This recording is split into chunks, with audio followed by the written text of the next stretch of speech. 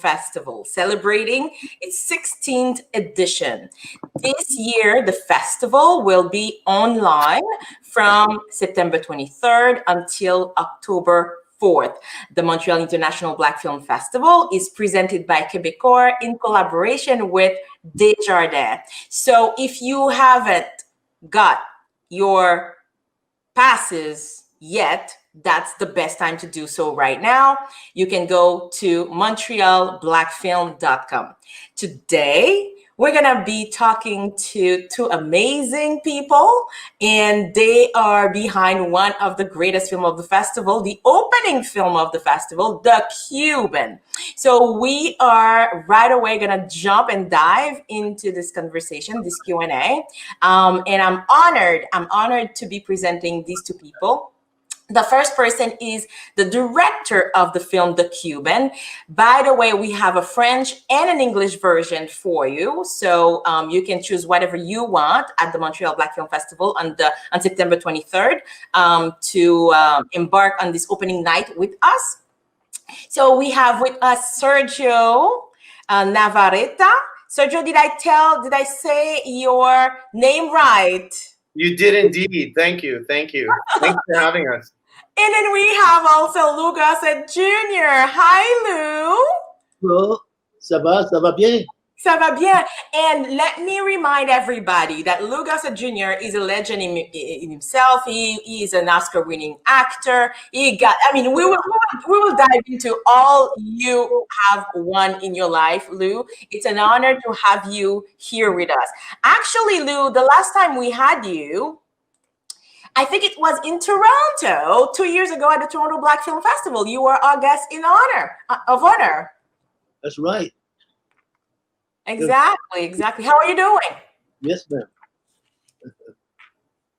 How is it for you? How have you been doing ever since all this coronavirus and everything? Well, I think it's necessary for us to do some thinking and then sequester ourselves and come up with a common answer. And the common answer for me, joining people with like Sergio and others and other films that are coming out, we really need one another desperately for our mutual salvation. And then the arts benefit from stories like that. And so the Cuban is right in the middle of that kind of example of what we can do to one another positively for the salvation of us all. My hat's off to Haiti for coming up with a project like Fabienne. Yeah, right. Yeah. Oh my goodness, Sergio, I can imagine how much fun you guys have been having on the set of this film. But before diving into everything, well, first of all, welcome to the Montreal International Black Film Festival. Thank you so much. Thank you so much for bringing this film in the world. I think, some films are just necessary films that we need to watch to be uplifted. Yeah. To be entertained in a whole new way. And your film, Sergio, The Cuban, is exactly it.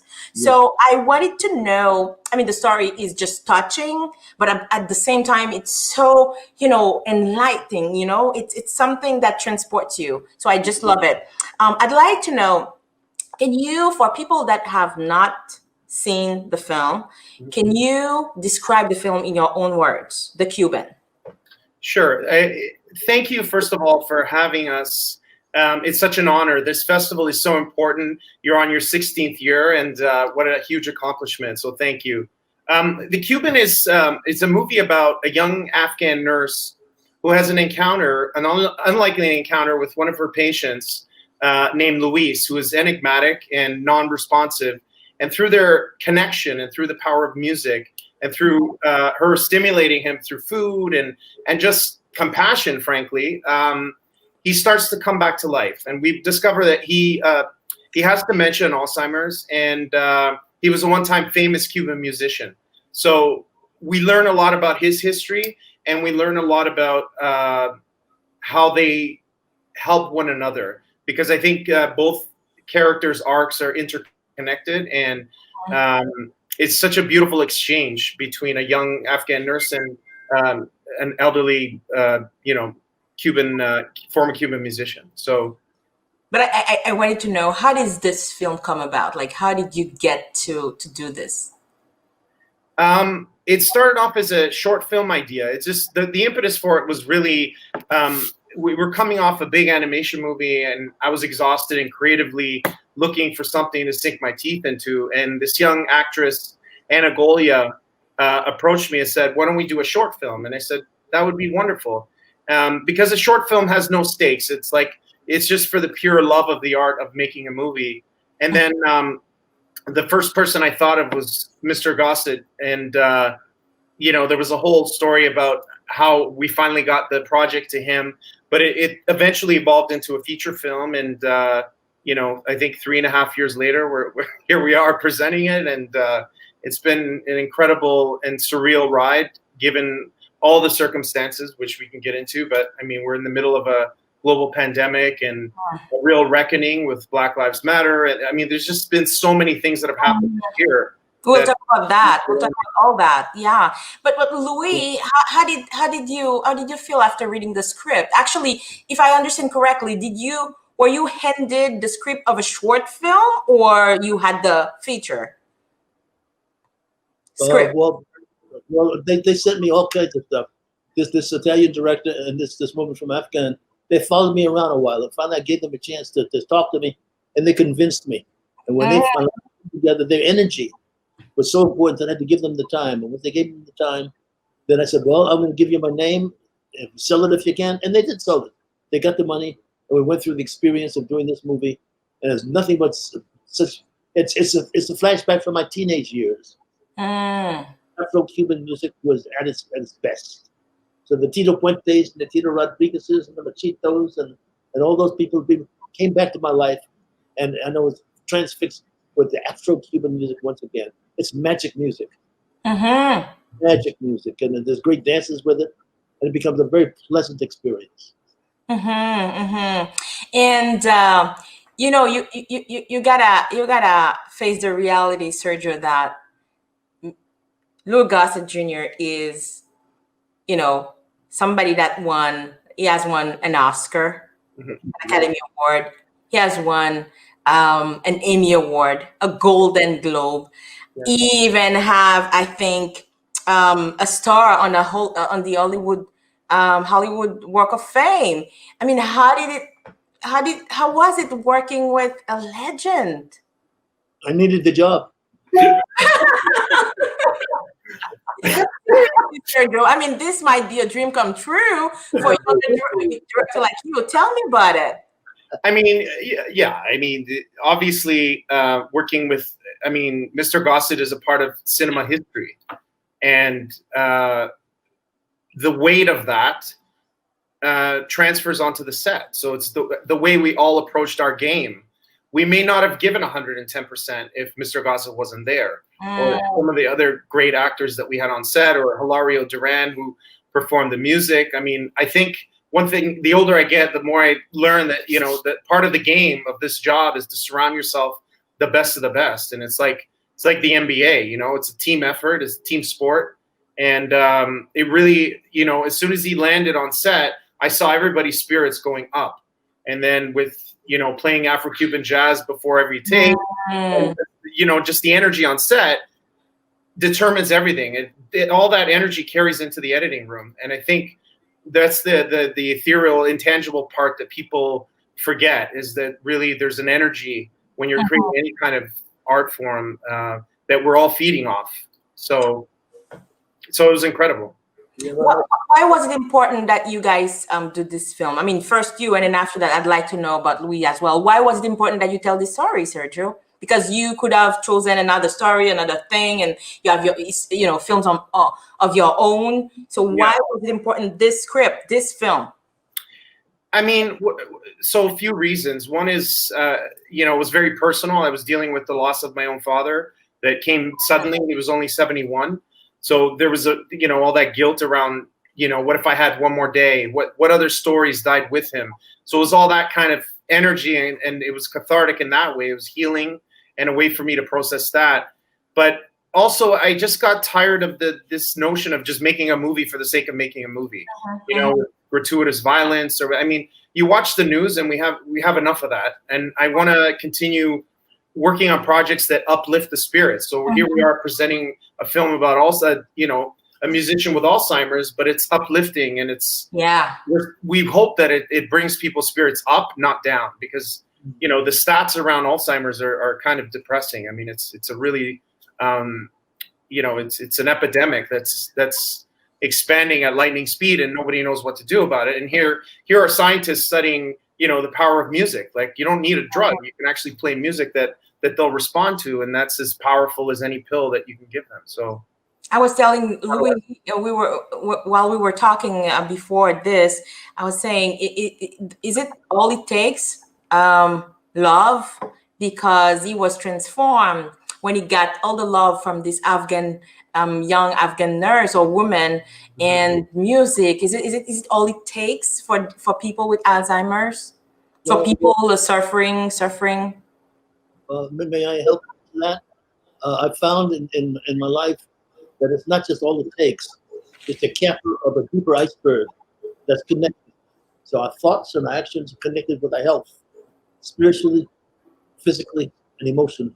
So connection, this connective tissue, is a deeper situation.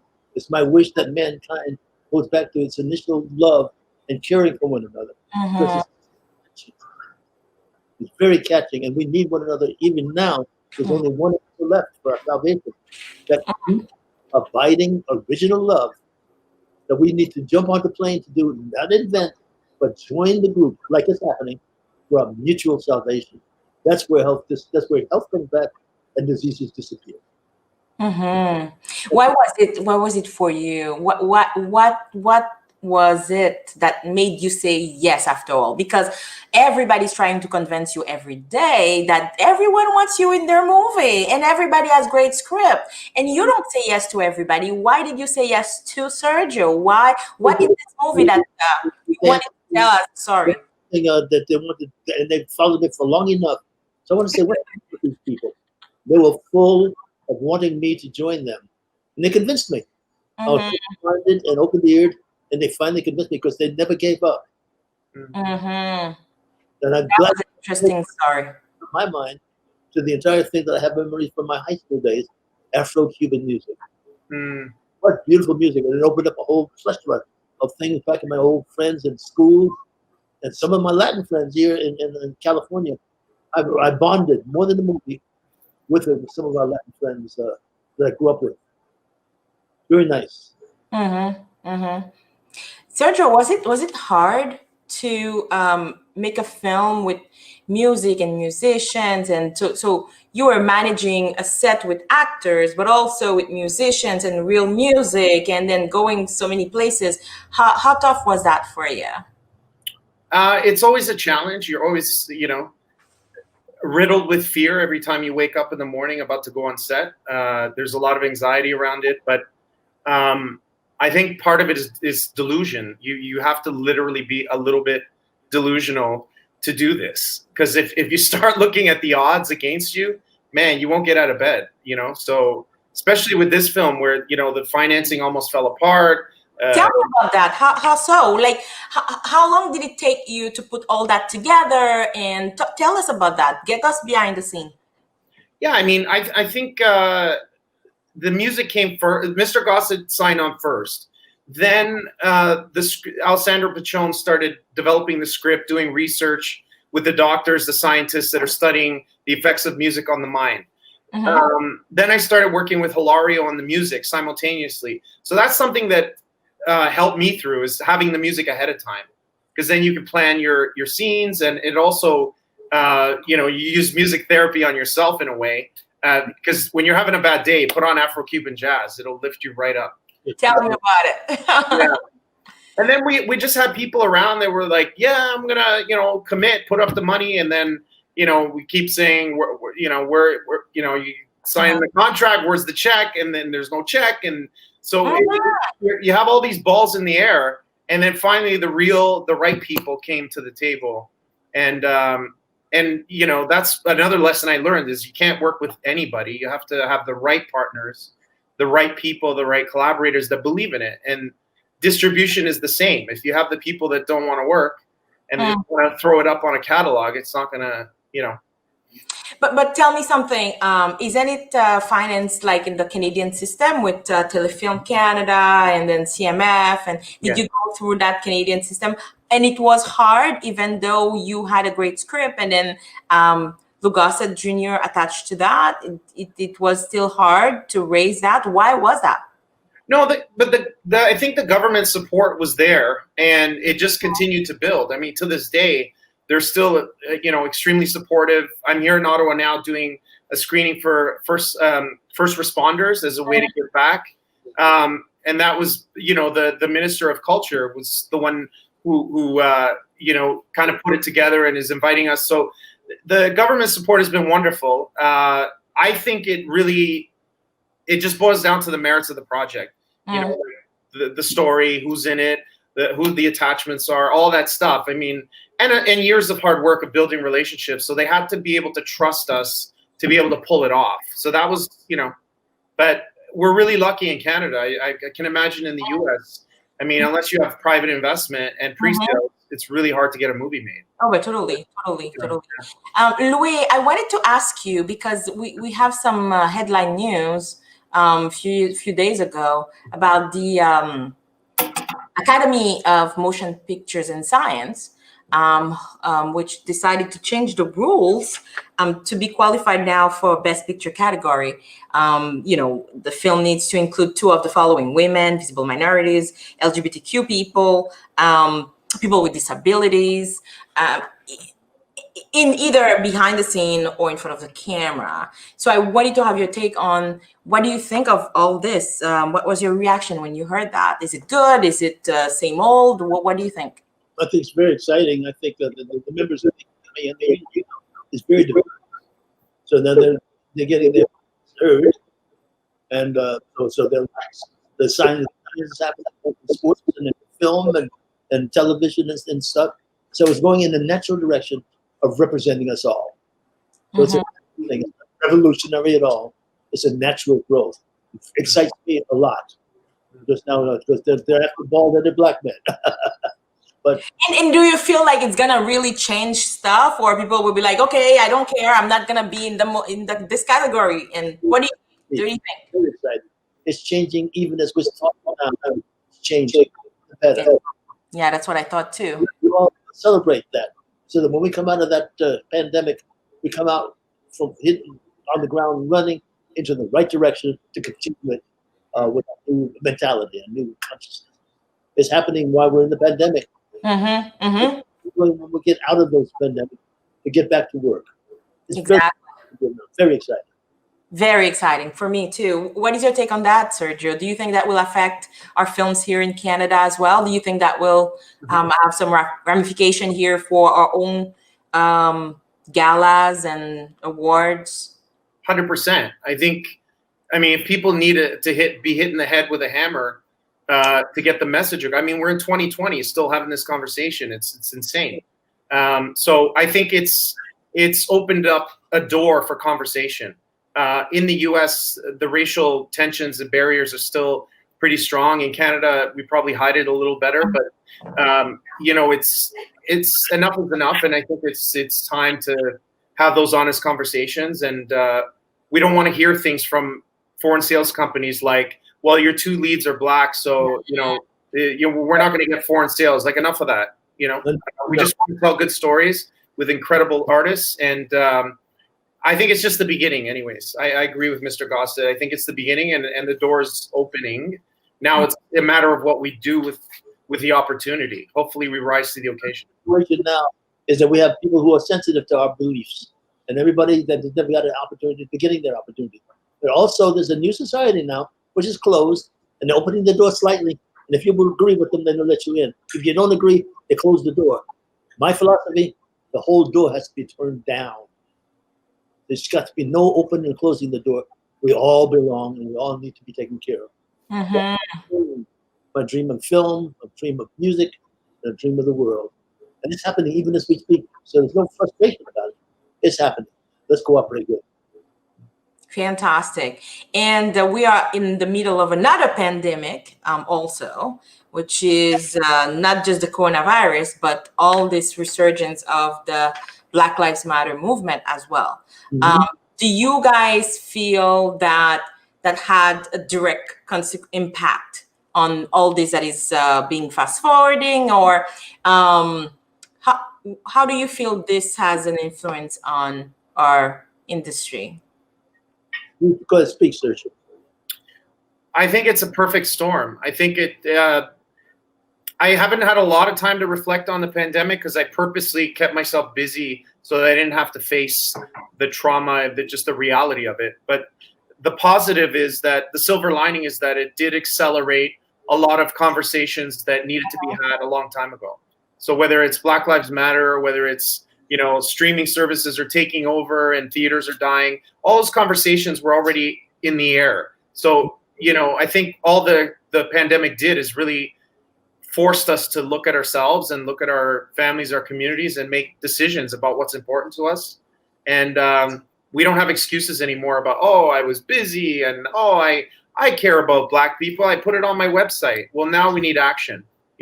Put your money where your mouth is, and let's see action. And I think 2020, that's what it represents for me. I think everyone's just tired of talk, and not just with Black Lives Matter, just in general. Just in general, with even gender relations, whatever content. It feels like the 70s in a way. It feels like a bit of a renaissance. Like, I feel like really great projects are going to come after this. Absolutely, because when I was referring to a second pandemic, I meant not the Black Lives Matter, but I meant the systemic racism. That's for me another pandemic that we are fighting constantly, and we've been fighting for the longest time. That's not new. It's just that all the latest developments, just put it back in the conversation in a more forceful way. So, and we feel that here in Canada as well. It's very interesting because I like to see what's happening in the States, and then, what's happening here, and then see the ramifications and then the similarities and everything else. So, Louis, how did you guys, because you are living in the States, we are in Canada, how did you guys live this reality? Can you get us to how it all happened where you are? Well, there's enough of a consciousness now that we grew up together, regardless of what our parents think. Back to the good old slavery mentality. It's not that way anymore.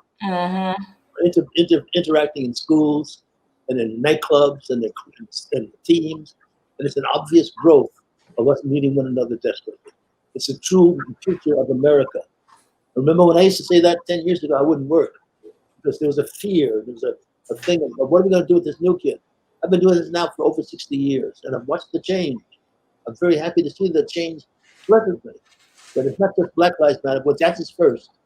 But eventually, all lives matter. And all lives matter is our only key to our salvation.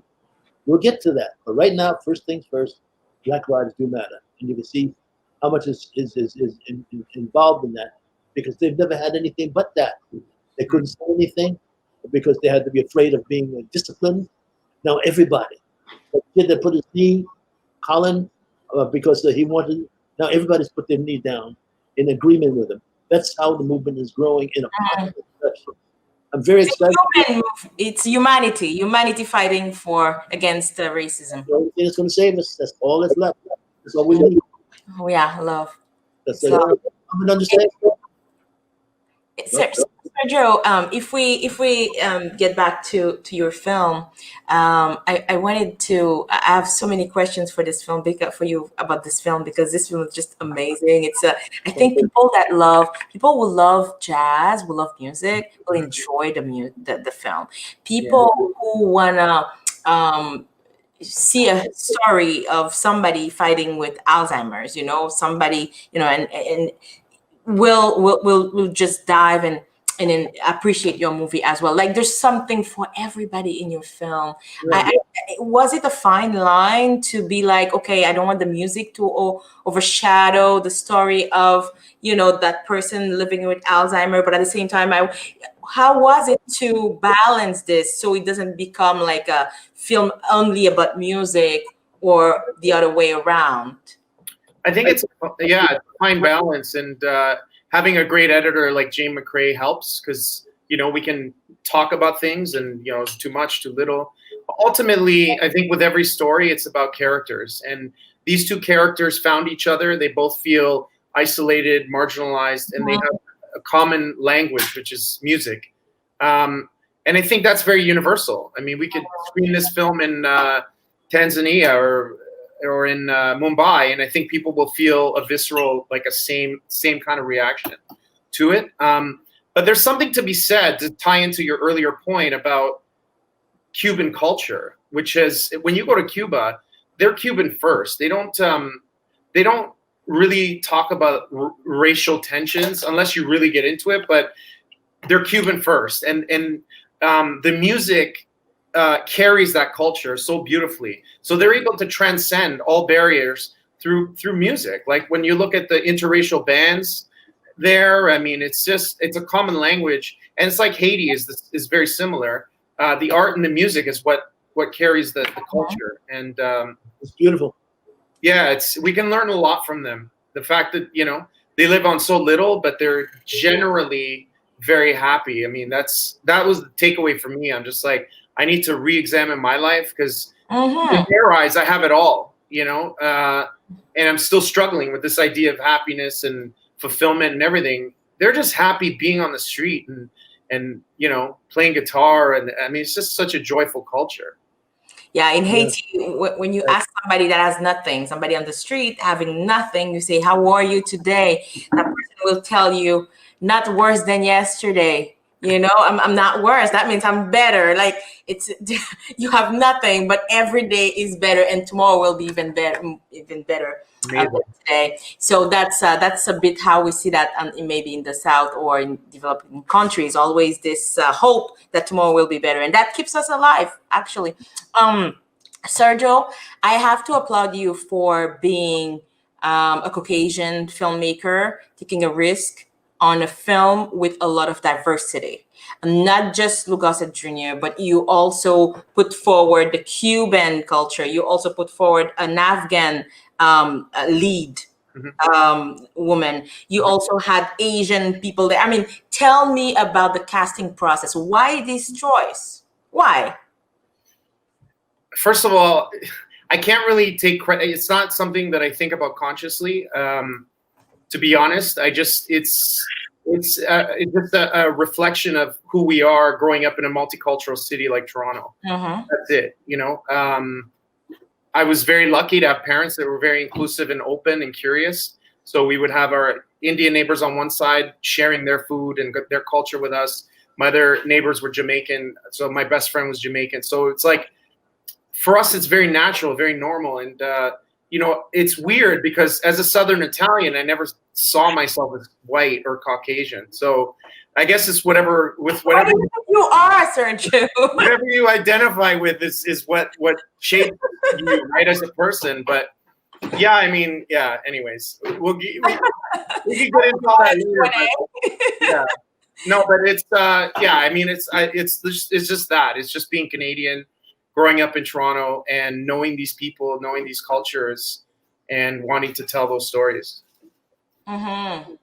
Amazing. Really. Were you impressed, Louis, at all by this cast, the vibe in there? Because that was a Canadian film. It's you've worked with everybody, but that was the Canadian vibe, maybe.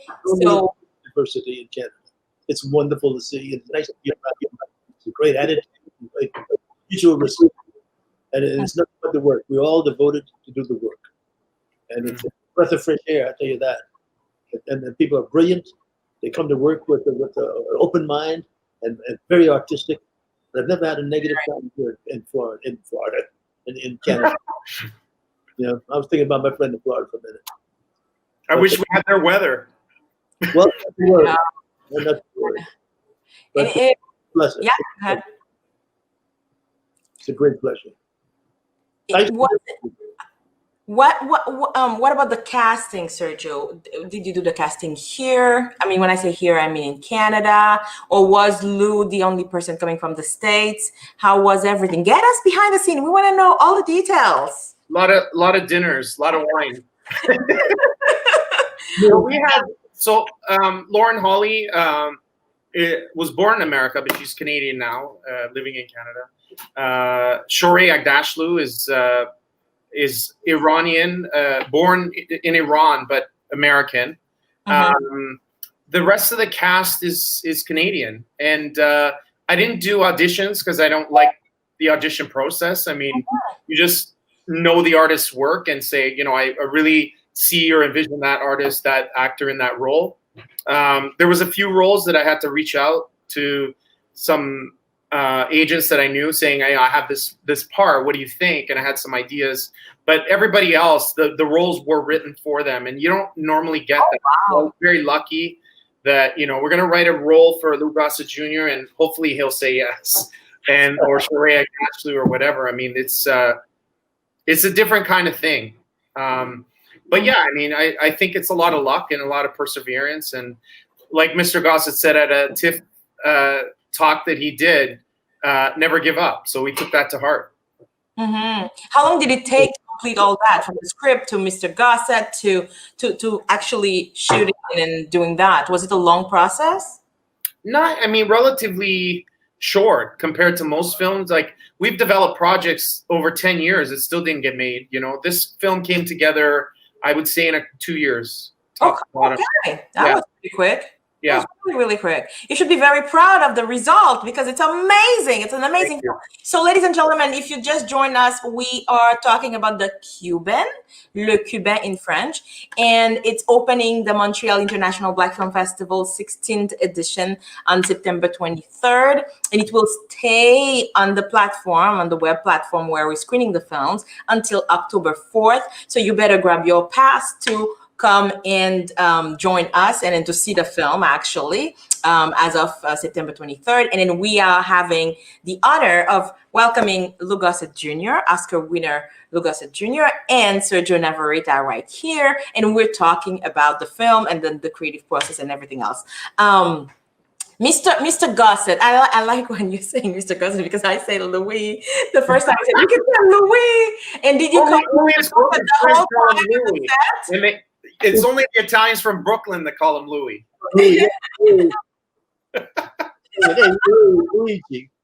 Louis. Yeah. So where did you guys shoot the film? Was it like all over the place? Where did you guys have to go and to do that? That's for you, Sergio. We shot in Brantford, Ontario, in Paris, Ontario, and Havana, Cuba. So we stayed. So you really went to Cuba? Oh yeah. You can't fake that. We spent a month prepping, but a week shooting, and but everything else was in Canada, and we built the whole production around that nursing home because that was our home base. We were there for a good part of the shoot, 2 weeks maybe. That became our home, and then everything else was close by. Louis, was it the first time you were shooting in Cuba, and how was the experience for you with the Cuban people and the Cuban vibe? You asking me? Yes. I was not in Cuba during the shooting, but I've been in Cuba many times before because of my painting. Oh, that's true, because it was a flashback things, right, Sergio?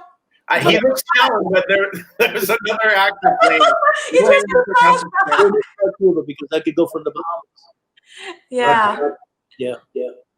Oh la la!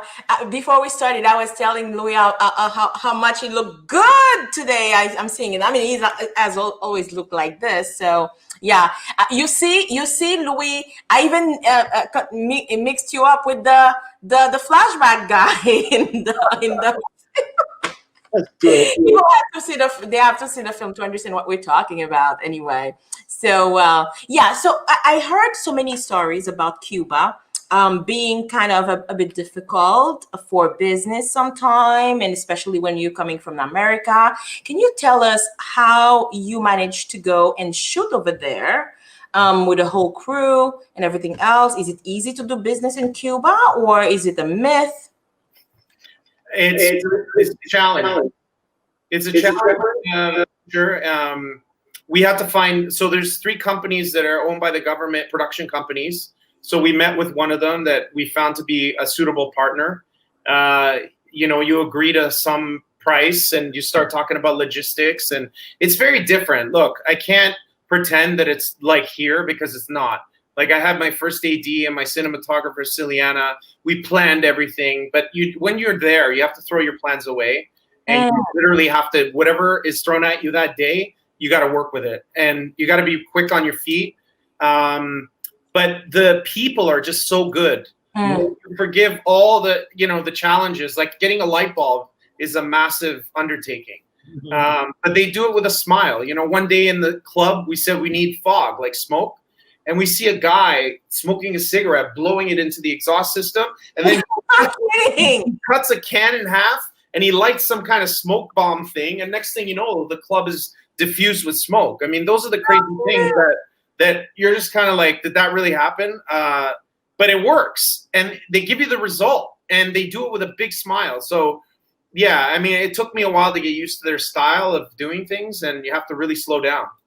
But no problem with the insurances and everything else. Like, it was pretty cool to go and do that. Okay, so that's you got to know you have to have cash in on hand, and you learn how they do things.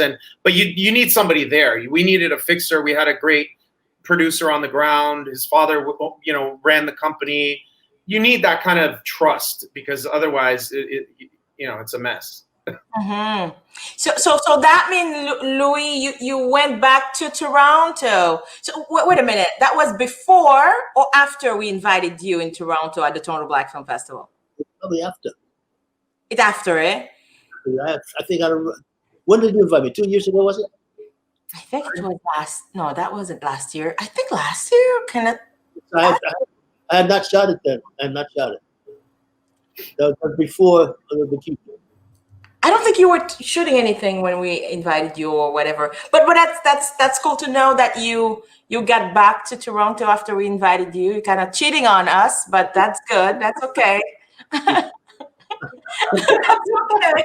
It's totally okay. Because he came to the Toronto Black Film Festival to receive an award that we were giving him, but mostly to also he was in a film, and it's a film by Louis Gossett, his son. So that was a great experience. We had a great time in Toronto, and then I thought that was the only great time Mr. Gossett ever had in Toronto, and then I hear that he was having fun shooting with you. So. He knows all the good restaurants, so I know. I don't know anymore. More to the story. And also Montreal, obviously, for its music and its culture. It's two great cities. Yeah, we have a great jazz festival here, by the way, guys. And I know you know, but it is quite a ride, quite an experience. People are coming from all over the world. Maybe not this year because, with the because of the coronavirus, but this is really somewhere, you would see all kind of jazz, and then whether it's from, Afro-Cuban jazz or from America or from anywhere, by the way. So let's get back to the film, The Cuban. No, I was saying, Sergio, a lot of people are asking questions. Some are really mesmerized by the fact that you are a non-Black director taking a chance on a diverse film, which is actually what we've been advocating for. We want more people we want more men to hire more women in their films. We want more, Caucasian people or other non-Black people to also hire Black people and then diverse people in their films as well, which you are doing. So, which is amazing. I know some people wanted to know about that, but I know that you answered it before. But that was the question that kept coming. We had 61% women. All these things are not deliberate, honestly. The cinematographer, she's originally from Mexico, but she's Canadian, Ciliana Cardenas. She was the best person for the job. I mean, passion, an artist to the soul. I mean, a great collaborator, somebody that I could cry on her shoulder when we needed to and hug it out and talk about things that are profound about life, about the scenes, about the movie. Most of the people in key positions were female. It just happened that way, but I just hope we get to a point where we don't even have to have the discussion. It's just normal, But is it not? So it's normal for you, but for so many people, it's not, and that's why we need some rules and quotas and incentive and affirmative Absolutely. because some people it's not normal whatsoever. So Well, for you, exactly. do you look for that? Do you look for that in a story, in a script, when before you accept something? Are you looking for diversity? Is it a conscious choice? No, it's not conscious. I never. No, it's just like things that I'm curious about, things that I'm interested in, things that I'm passionate about. I mean, sure, there's a part of me that loves the plight of an underdog story, a Rocky story, or anything like that, But yeah, I just think, until this year, I didn't think we needed to talk about it. I thought it was obvious, but obviously it's not.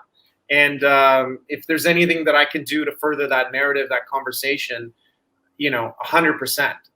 And I think, the Oscars made a bold move. They said enough is enough. If you need this to get you thinking about it, then that's what we're going to do. And I applaud them because it's amazing. It's courageous and it needed to be done. That's exactly what you were saying, Lou. Yeah, I think what's new is the magnificent story of the three kings of your country. Dessalines, Christophe, and Overture.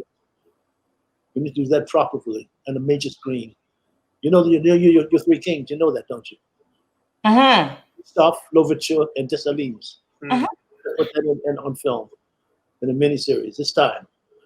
Mm-hmm. So it's a right audience to know that one story. Mm-hmm. Are you, Lou, on that question? Do you feel sometime people tend to not open up and then tell other stories like this, for example, because they're really concentrated on local stories? So how would a film like that ever get told? They need to know, because when I finished the Book of Negroes, for example, Roots and others, people are very curious, but they don't think they ever get a chance to opportunity. And when they get the opportunity, they swallow it like water. They eat it up. Mm-hmm. Mm-hmm. They can't get the film, just put it out there and see what they grab. But people thought that Roots would never make it. Mm-hmm. Mm-hmm. It was the Book of Negroes. So you can't guess. You just have to put it with your heart and soul and let the people. And they're flooding across our stories now because it's the most absent stuff. It'll find its own level. But right now, I'm very excited. Everybody is fascinated by Toussaint Louverture, rightfully so, because he's one of our heroes. And I know there have been some miniseries or some other independent films done about him. One especially with my friend Jimmy Jean-Louis as Louverture. But also I know Danny Glover has been working on something about Toussaint Louverture for the longest time. But finding the funding for this is hard. We'll find out. We can't say. I tell young people to take the word impossible out of the dictionary. Yeah, that's a good start. But I think somehow too, I feel maybe I'm completely out of it, but I feel sometimes Hollywood, where the money is really the big money, I feel sometimes there's a tendency to finance things maybe closer to home, which maybe is not serving, other stories around the world, maybe to be told. I don't know. Is it? As we speak, it's becoming quite diverse, even as we speak, because the influence of the other countries are now taking the Oscars. The last three Oscars, Mexico, so now we're opening the doors for everybody's attention. The other things that are happening, whether they like it or not, it's becoming quite international. So maybe our first Italian director to get an Oscar might be right there in that square box below you there. He deserves it. Yes. So he gets his opportunity to tell a wonderful story of his dream, and he gets paid attention to. I'm very happy to see this diversity in our business. It's about. And then you know what, Sergio? The good news is you would qualify for that big prize of Best Picture because you qualify all the rules for the Oscars. I mean, yes, you have tons of women, tons of visible minorities in major roles. So that's amazing. You just need two. At least you have these two for sure. Literally, me, but you have to ask others too. But he's my favorite person. I love him, and his son. His son is my hero. Thank you. He's a real fan. You can see that he's a real fan. So what do we hope for you Sergio, after this amazing film? Where do you go next? I'm gonna go to Atlanta and move in with Lou. Oh, that's where the action is. Listen, man, I experienced a month down there eating soul food. I gained 20 pounds, and I really miss it, man. I miss the South, and you never know. But it's just trying to find. It's like a great romance or a love affair or a relationship. It has to be something that really knocks your socks off and gets you out of bed in the morning and is bigger than you. And that's what the Cuban was for me. I felt like I was on a bull just coming along for the ride. So I'm open to the universe, whatever comes. Doors open, yeah. Are you working on something right now? Are you working on your next project? Not yet. Not yet. You're looking for that. Dreaming right now. for that other project. Mr. Gossett, Louis, I checked IMDb recently. I saw so many projects attached to your name. Some are announced, some are pre-production, post-production, and production. I mean, hey, this is amazing. I'd say the same How thing. do you do that? I can't do it all, but people figure if they use my name, they can get the money. But there's stuff already in the can, so we could be talking about the Foster Boy. We could be talking about the Reason.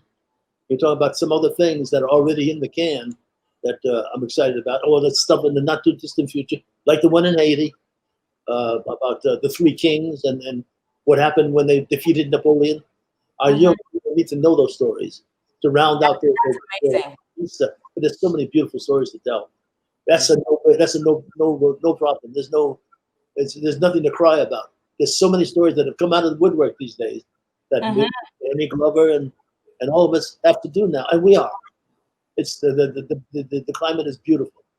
Absolutely, and ever since Black Panther as well, it seems like there's more money in to encourage this kind of stories, like black stories with black black characters and everything else. You would say it's international. It's a very nice place to be. It's like a European city. It's very nice. It's very nice. Very ripe to be amongst people around the world who live here now, to make this place a nice film society. So Sergio, we're invited. We're invited. It seems like we're invited. So we'll be going there and check it out. Amazing. Oh, wow. Well, how nice talking to you guys. And the Watchmen, congratulations to Mr. Gossett on his Emmy nomination. We'll all be watching on Sunday night. Super excited. Absolutely. And rooting for you, definitely. Well, so, I have to, so I voted for the young man. I'm very grateful that at this age of my career that they remember the name. I'm very humbled by that.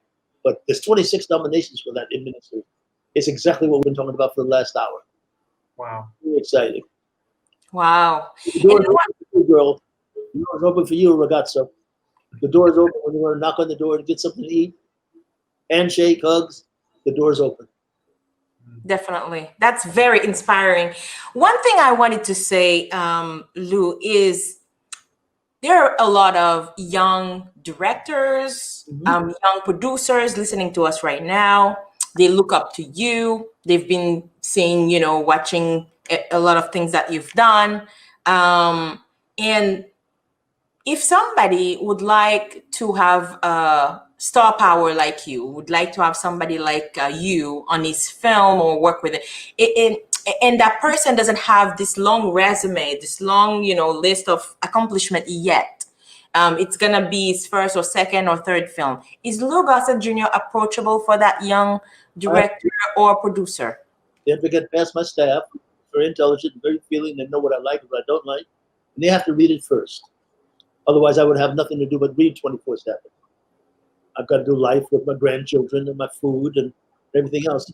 So to do justice to those young people, I encourage them. I'm trying to put together an organization where there's enough readers, and if something sticks out, then they'll let me know about it, and we'll go accordingly that way. Otherwise, I would have no life. I want to be of service, but I can't let it take over the rest of my life. Life is really good. I get to speak to people like work with Sergio and people as beautiful as you are. I can't be busy reading when somebody offers me something. I like life today the way it is. So if anybody has something that's special, they'll have to go through this kind of system. People that will trust. But my point is that Lou is open to considering working, perhaps if it's a good script, with people that are younger, that are emerging, that also have a great project. Right, the door is not locked. The door is not okay, locked. Good, because I know that I've been asked this question. That's fantastic. You too, don't you? In the back pocket, don't you? I'm gonna know what okay. Let me know. I'll be there. If there's anything coming, we'll let you know. Because we are developing a roster of emerging Black artists in Canada, in Montreal, Toronto, Halifax, and everywhere. And then soon enough, we'll be in Calgary, Vancouver, and Ottawa with a program called Being Black in Canada. And I know they were very excited, some of them, when they knew the Cuban opened the festival, and then there will be a Q&A. So I kind of feel like there might be some interest there somehow. So I wanted to get this question in there. So I'm not going to keep you guys for longer because it's been amazing. You've been very generous. The film, The Cuban, is something that everybody should watch. I was transformed, inspired, and uplifted after I saw it. And thank Emile Castonguay, our program director, and Joyce Fossa, our head coordinator and senior programmer of the Montreal Black Film Festival, for choosing this film as the opening film because it is a must-see film. So I hope everybody will definitely dive into it. Is there one thing, Sergio, you would like people to know about this film before we wrap this up? Just that it's heartfelt. It was a collective labor of love. There's a lot of people that put a lot of love and effort into it. And just the hope that it touches people and uplifts people, because we're in a time, an unprecedented time that none of us have experienced in our lifetime. So it's, I hope everybody enjoys it. And it's such an honor to open a festival so important like this in such a great city. So thank you so much for that. Thank you to you for putting that together. Merci beaucoup, Louis. Merci beaucoup. And then we will be waiting for you guys in Montreal when we get the vaccine, okay? Don't come yet. Wait for the vaccine. And when we get the vaccine, Louis, Sergio and we will come to you as well. Please. It'll be wonderful to continue our dialogue. There's other things to talk about. Absolutely. It's been a thrill to have you guys on. Thank you so much for your time. Thank you. Thank you, Mr. Gossett. Thank you, brother. Good luck Sunday, man. We'll be cheering. You might hear us from down where you are. Oh my God! Very exciting. Very exciting. Very exciting. Soon, talk to you soon. Thank you for the time. I really appreciate it. Oh, you're welcome. You're welcome. Thank you to you guys. So I'm gonna let you guys go. And so Wednesday, September 23rd is the opening night. Tell everybody because we don't want anybody to miss it. So there you go. Okay, bye, Sergio. Thank you, merci. Thank you, gracias. Oh, that's nice. Thank you. Bye. Thank you again. So, guys, that was a conversation with Sergio Navarretta and Louis Gossett Jr. Sergio is the director of the film The Cuban, and Louis Gossett Jr. is the main actor in the film. I should say Academy Award winner Louis Gossett Jr. And the film The Cuban, and then we have also a French version if you want a French version called Le Cuban. And it's gonna be the opening film of the Montreal International Black Film Festival on September 23rd till October 4th. It's gonna be available, but the opening's at 7 p.m. on September 23rd. So don't miss it. Now, How do you go and watch that film? How do you get access to the film? You need to buy your all access pass, because we don't sell individual tickets. The all access pass will give you access to all the films at the festival. We have 120 films, over 120 films from 30 countries at this 16th edition of the Montreal International Black Film Festival. So by buying your all access pass for $49 only, you get to watch everything you want from September 23rd until October 4th. So the festival is presented by Québécois in collaboration with Desjardins. So we thank you for being here for this intimate conversation. And we catch each other on the other side. And for all information, go to montrealblackfilm.com. My name is Fabienne Colas, and I'm the president and founder of the festival. Ciao, ciao.